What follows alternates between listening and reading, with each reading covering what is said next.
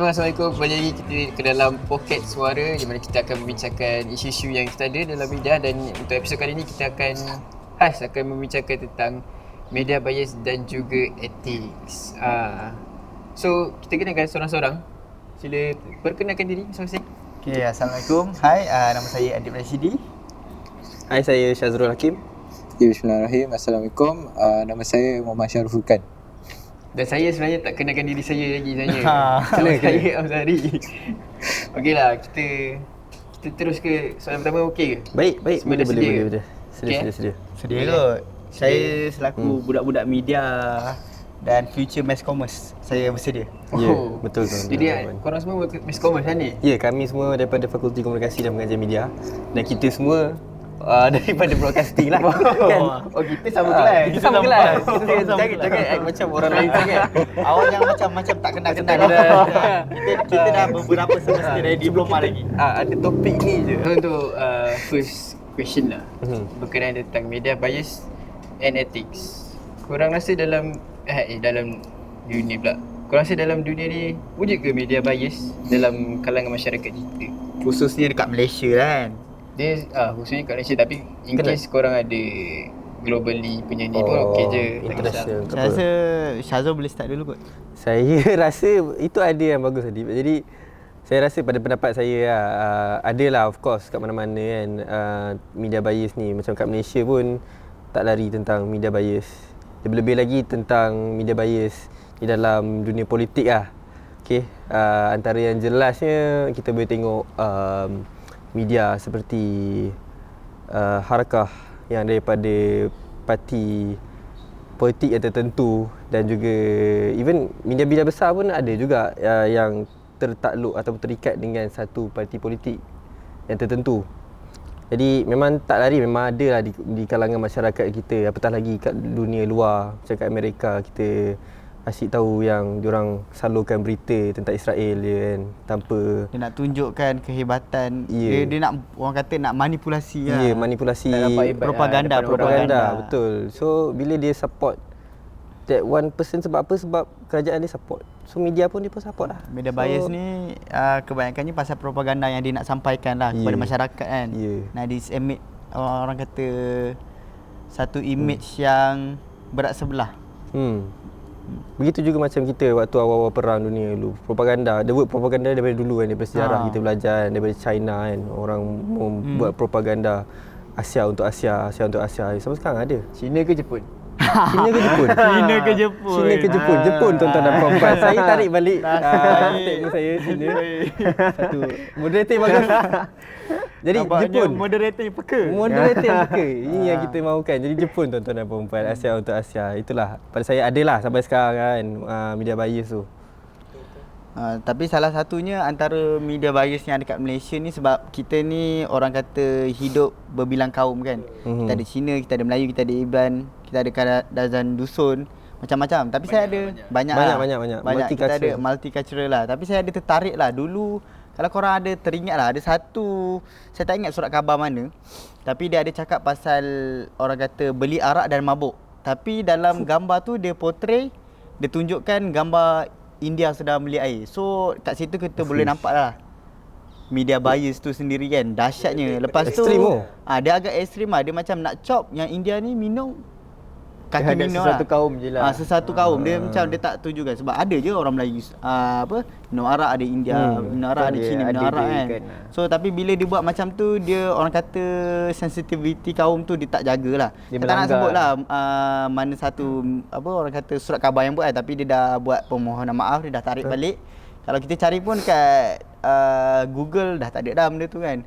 Cumanya masih ada lagi lah orang kata wartawan ataupun orang yang tak sepatutnya, yang ada kuasa nak menulis and orang kata publish dekat orang kata mainstream, tapi dia tak jaga benda tu elok-elok kan. Kalau macam Syarul macam mana? Syarul punya pendapat perspektif pasal media bias ni. Macam adik cakap di negara kita ni berbilang kaum, tak lari lah daripada media bias ni, terutama sekarang zaman moden semua ada social media kan. So dengan adanya negara kita yang pelbagai kaum ni, akan ada segelintir masyarakat yang cuba nak provoke antara satu sama lain. Dia cuba nak bangkitkan kemarahan, cuba nak buat pergaduhan. Macam contoh sebelum ni kisah viral tentang makcik Kemboja. Kalau korang tahu kan. Dalam dalam video tu dia cakap orang Melayu ni malas. Dan time tu dia memang kena kecam kau-kau lah. Tapi yang baiknya kat Malaysia ni bukan saja even makcik Kemboja tu cakap khas dekat orang Melayu je, tapi sebenarnya ada juga orang Melayu, ada juga orang India dengan orang Cina backup orang Melayu juga. Dia orang fight juga untuk dapatkan keadilan dan permohonan maaf. Daripada makcik Kemboja tu. Ya, betul. Tapi akhirnya makcik Kemboja tu minta maaf. Akhirnya tak nak dia kena minta maaf lah. Sebab dia hidup Malaysia. Betul. Allahu Akbar. Dan kita akan berehat dulu. Kita akan berehat bagi dulu. laluan kepada azan. Kita kembali selepas ini. Kembali selepas ini.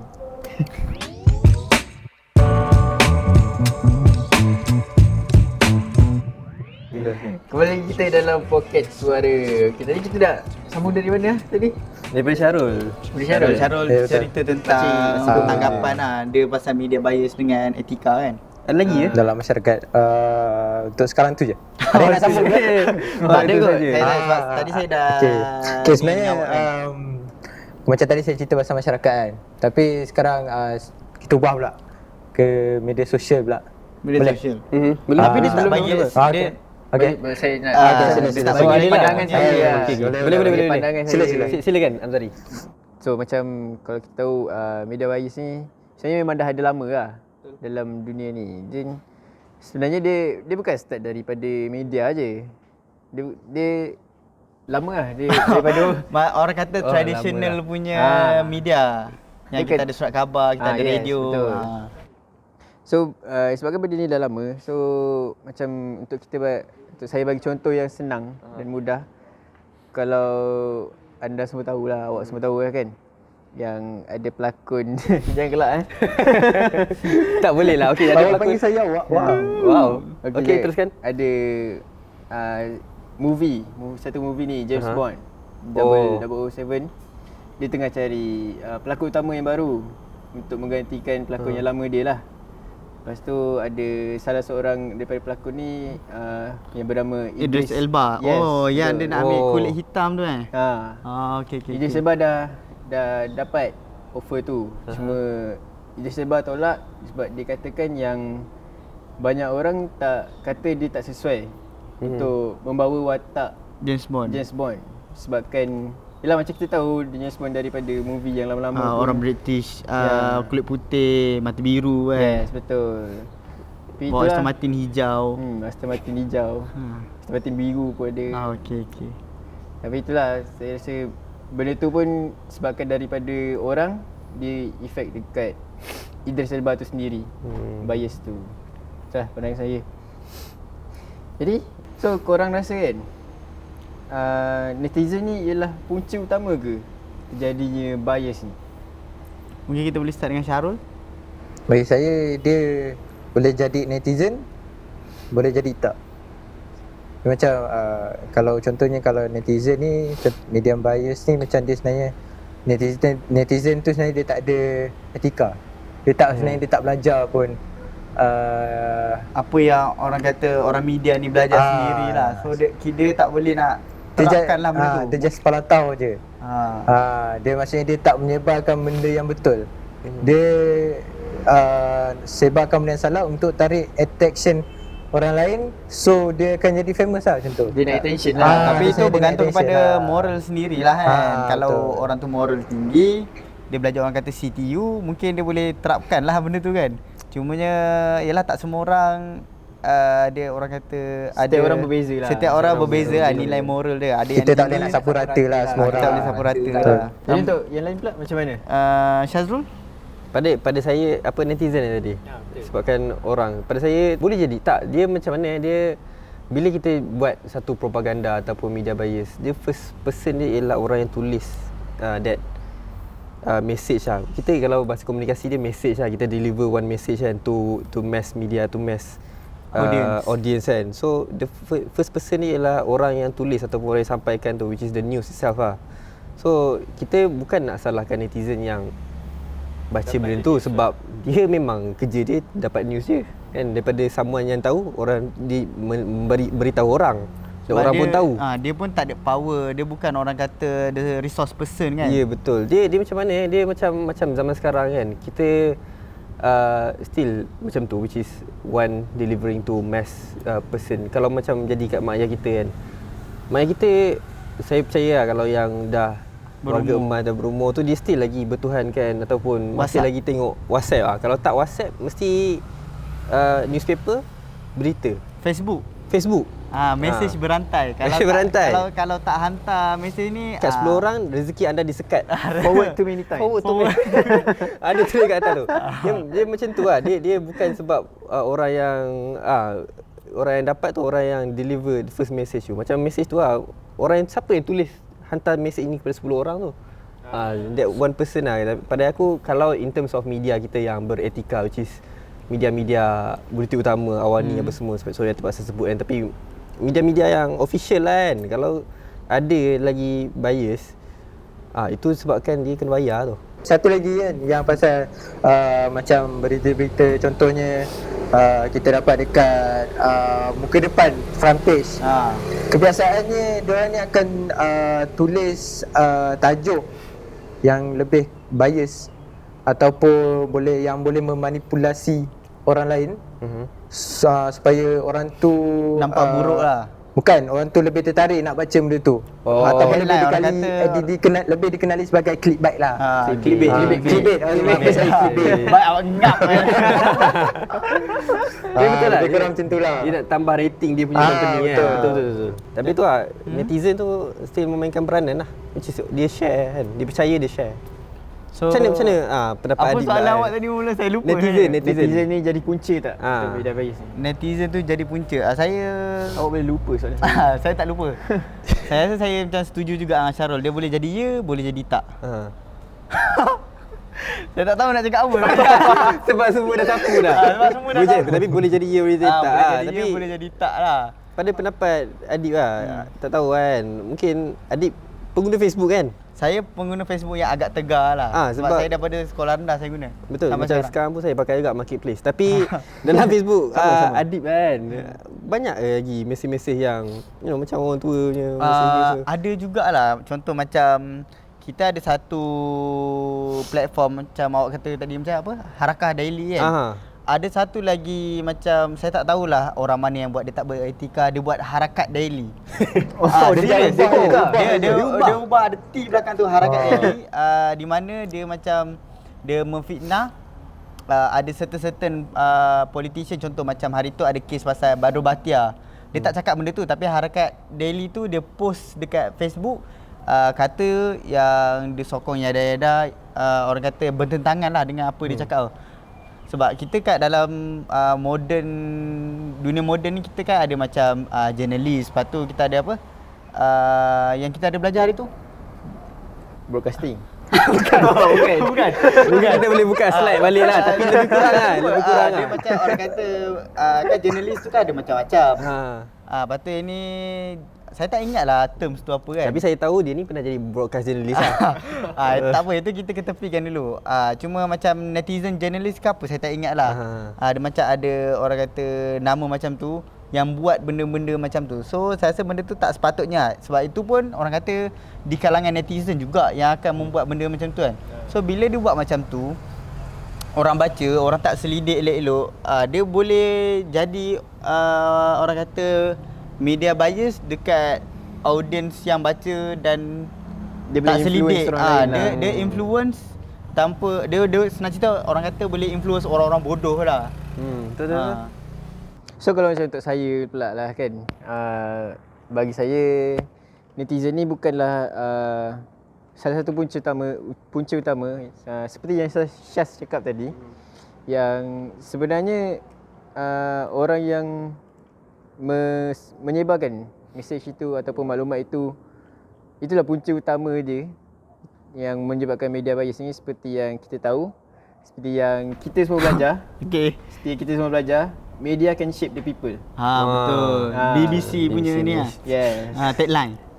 Media can shape the people. So daripada media tu sendiri kita boleh influence orang lain untuk bias terhadap Sesuatu benda.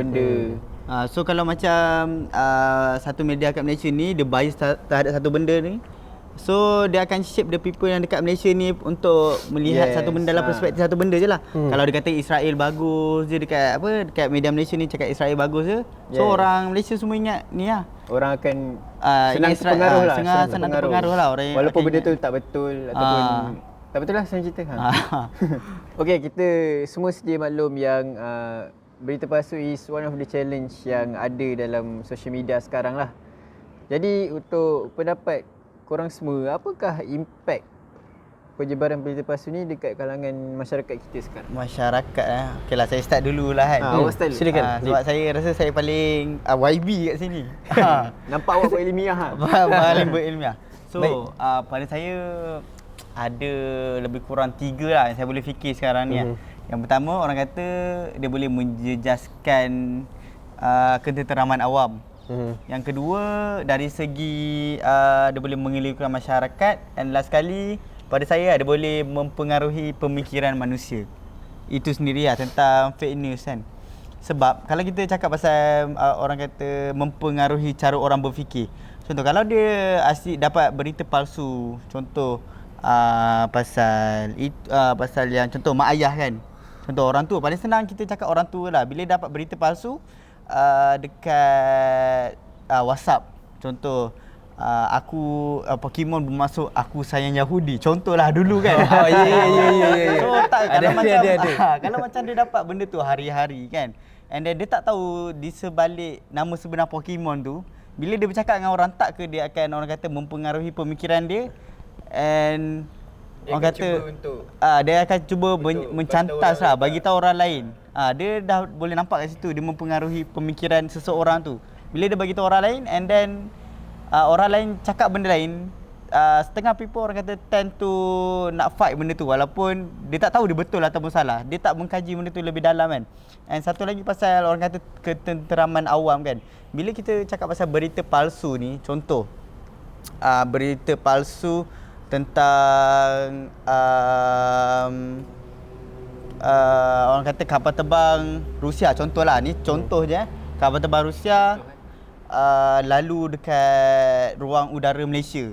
Kalau benda tu tak betul pun, tapi tiba-tiba orang buat headline macam tu and then post dekat social media, tak ke orang kata dia akan mengucap kacirkan masyarakat sebab orang takut lah, oh Rusia tu lalu kita punya ni kan, mesti ada apa-apa, mesti dia nak orang kata nak ceroboh ke, nak spy kan. Sebab dulu ada berlaku, tak silap saya, Rusia ke, saya tak ingat negara mana, dia ada berlaku 2-3 tahun lepas yang ada satu kapal terbang ni dia lalu dekat kita punya ruang udara, and then benda tu menggemparkan kita punya berita punya ni lah, platform lah. So kalau dekat situ pun orang dah kucak-kacir pasal berita palsu, apatah lagi kalau benda tu betul kan. So saya rasa memang dia akan orang kata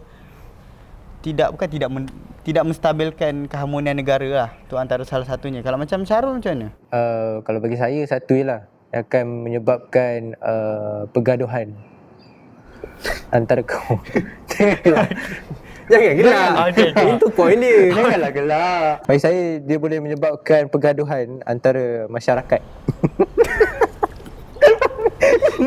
Okay, impak yang paling ketara yang ada kat dalam negara kita adalah boleh menyebabkan pergaduhan antara sesuatu kaum lah. Macam tragedi 13 Mei lah. Boleh sebut benda tu? Boleh. Okay. Contoh lah. Contohnya macam kita ada tragedi yang sangat tragis yang sangat bersejarah lah orang kata kan. Ya, betul. Antara kaum ni, contohnya kita ada 13 Mei, pergaduhan besar lah orang kata kan, antara Cina dengan Melayu. So itu impact utama bagi saya, boleh menyebabkan pergaduhan lah dalam Malaysia. Dan macam awak cakap tadi, boleh mengucap-kacirkan keharmonian ekonomi dalam negara.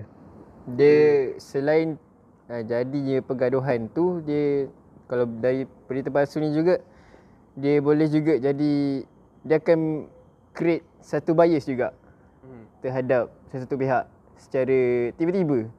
Yang macam daripada fake news tu sendiri. dia boleh create satu bias kepada pihak yang lain.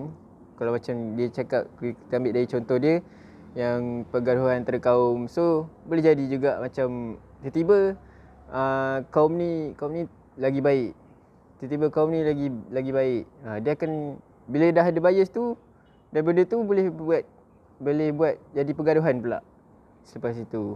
Jadi kita bergerak ke soalan yang terakhir lah. Kita pun dah Kita pun dah nak habis lah. Alhamdulillah. Hujung podcast kita kan. dah hujung lah ni. Hujung-hujung, hampir hujung-hujung. Padahal kita nak makan hakim.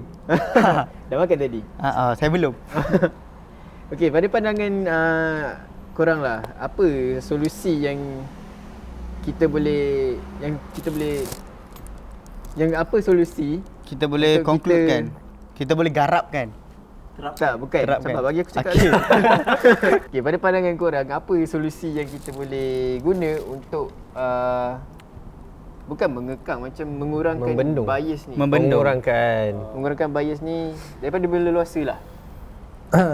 Saya dulu. Silakan, Syarul. Okay, yang pertama, kita sebagai orang-orang yang berpelajaran, yang ada etika, harus ataupun perlu menunjukkan contoh-contoh yang baik kepada orang lain, ataupun contoh kita ada kawan-kawan ataupun saudara mara kita yang suka menyebarkan benda yang tak sahih pun, sebenarnya kita boleh tegur. Mungkin Saya rasa kita boleh teruskan dengan Amsari kot. Amzari lah. Kita boleh dengan Amzari pula.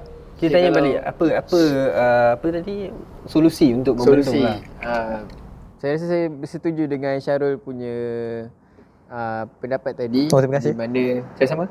Di mana kita sebagai orang yang tahu perkara yang betul ataupun perkara yang salah, kita kena ajar ataupun tegur dekat sesiapa je lah.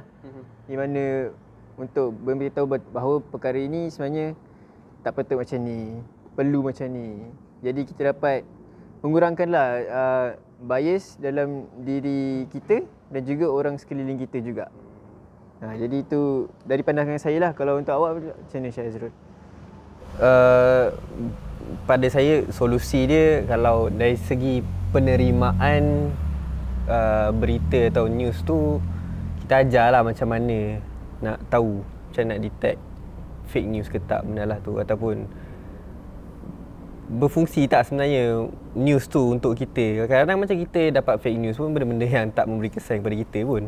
Tak ada kena-mengena dengan kita pun kadang-kadang kan. Lagi-lagi zaman sekarang ni yang komuniti kita semakin luas dan kita semakin ada ramai orang kata macam mazhab, bukan mazhab, dia macam ajaran lah orang kata kan. Kadang-kadang fake news ni tak beri kesan, macam bukan related dengan diri aku, so kenapa aku nak kena baca. Pada saya solusi, kalau macam solusi kepada media bias, kita memang akan sentiasa ada lah solusi, akan sentiasa ada kan? media bias ni untuk kepentingan masing-masing. Saya percaya lagi-lagi untuk kepentingan diri, macam untuk menjaga nama, untuk menjaga reputation sesebuah company ke apa, news-news tertentu perlu untuk Kekal dikeluarkan relevan. untuk kekal relevan, betul kan, untuk let people at least ingatlah tentang something tu kan. Jadi Adib, ada rasa ada solution ke untuk perkara ini? Untuk solution lah, kalau untuk fake news, sebab kita tak sembang pasal fake news kan. Kita cakap pasal media bias. Kita cakap pasal media bias. Dan etika. So pada saya orang kata targeted audience ataupun netizen tu harus orang kata pandang dengan lebih bijak lah, mana satu yang dia harus percaya dan mana satu dia harus ketepikan. Contoh macam kita ada dekat Malaysia ni, contohlah sebab RTM bernama, dia adalah penggerak kepada negara punya agenda kan, politik apa semua kan. So kita boleh nampak dekat situ yang confirm RTM dengan bernama ni dia akan menuju ke arah bersama dengan negara lah. Dia akan tunjuk benda-benda yang baik. Dia takkan RTM bernama dia takkan tunjuk benda-benda yang tak Hantam sepatutnya lah. yang akan menjejaskan kestabilan negara kan. Berbanding dengan Media Prima ataupun Astro, dia boleh nak cakap apa-apa pasal negara. Pasal Malaysia punya kerajaan kan. Sebab orang kata dia bukan orang yang related dengan government sebenarnya kan. Tak ada kena-mena. Dia tak ada kena-mengena. Kerajaan tak bagi dana pun kan. Mungkin ada tapi sikit je lah kan. Tapi untuk media bias ni memang takkan ada solusi sampai bila-bila sebab tak semua orang dia berpihak dekat satu benda kan. Ada orang dia berpihak kepada satu pihak ni sebab ideologi dia sama. Ada seorang dia berpihak kepada ni sebab nak benefit yang sama, nak orang kata kelebihan yang sama. So pada saya media bias ni macam selalu cakap memang takkan ada penghabisan sebab semua orang dia ada kepentingan. Kepentingan dan reference preference. Maaf kasih preference masing-masing dalam Preference yang last tu. okey. Bibliografi dalam apa orang kata nak menyokong satu-satu pihak tu kan. Jadi sebenarnya kita tak ada solution tapi kita boleh kurangkan. Kita boleh kurangkan. Cumanya kalau macam pada saya kerajaan tu memang tak boleh nak buat apalah sebab yalah kalau media tu dia bekerja untuk kerajaan tu mestilah dia kena portray benda elok-elok kan. Bagi saya dia senang macam ni. Kita semua boleh ada bias. Cuma kita boleh ada bias, cuma kita jangan bias yang bertempat orang kata. ya betul. Kita jangan nak suruh orang tu buat benda yang sama macam kita buat. Nak suruh macam awak saya support ni, awak jomlah support sekali benda ni. Itu macam mempengaruh lah. Kita just keep to ourselves lah. Itu je lah. Kita boleh ada bias tapi just keep to ourselves. Jadi itu saja podcast kami, Poket Suara yang bertempat sekarang sedang berlangsung ni, di Dewan Agung Dewan Agung pula. Bukan Dewan, kita ada dekat berdekatan dengan Menara Saas. Menara Saas, Ya, Perpustakaan bertempat di Menara Tun Abdul Razak. Itu saja untuk episod kali ini dalam Poket Suara. Jadi jumpa anda semua di dalam episod yang akan datang dalam Poket Suara. Bye. Bye. Bye.